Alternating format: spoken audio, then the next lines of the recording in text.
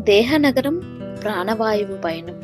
అనగనగా ఒక అరచేతంత అద్భుత నగరం. ఆ నగరమే మన దేహం. ఆ ఊరి నడిబొడ్డున ఒక గుప్పడంత గుండెకోట ఉండేది. ఆ కోట చుట్టూ నరాలంత నల్లేరు దారులు. ఊరంతా అల్లిబిల్లిగా అల్లుకొని ఉండేవి. ఆ దారుల గుండా ఎర్రటి ఎండంత రక్తం నిరంతరం ప్రవహిస్తూ నగరాన్ని వెలిగిస్తూ ఉండేది. ఆ కోట లోపల ప్రాణమంత ప్రాణవాయువు దాగుండేది. ఈ వాయువులను నగరంలోని ప్రతి ఇంటికి, అంటే ప్రతి కణానికి చేరవేయడమే ఆ గుండె చక్రవర్తి బాధ్యత. అయితే ఒకరోజు ఆ నగరంలోకి మసిలాంటి మొండి కొవ్వు అనే దొంగగాడు ప్రవేశించాడు. వాడు తనతో పాటు చిగురు లాంటి జబ్బులను, బద్ధకం లాంటి బంధువులను కూడా తోలుకొచ్చాడు.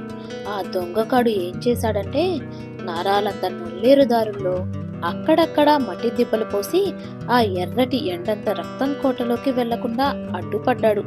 దారులు మూసుకుపోవడంతో గుప్పెడంత గుండెకోట ఒక్కసారిగా వణికిపోయింది. నగరం మొత్తం ఊపిరాడక విలవిల్లాడిపోయింది. ఇది చూసిన కాలేయం లాంటి కంచుకోట తన దగ్గర పహారా కాస్తున్న పోలీసు లాంటి మంచి కొవ్వును పిలిచింది.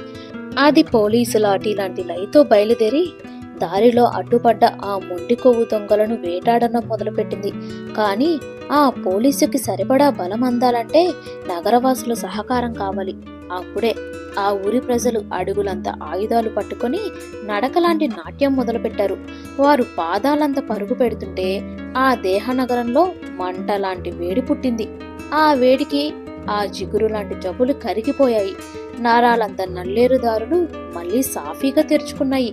అంతేకాదు, ఆ ఊరి ప్రజలు నోరు అనే వాకిలిని జాగ్రత్తగా తాళం వేశారు. ఉప్పు లాంటి ఉరితాడును, చక్కెర లాంటి చేదులను ఆ వాకిలి గుండా లోపలికి రానివ్వకుండా అడ్డుకున్నారు.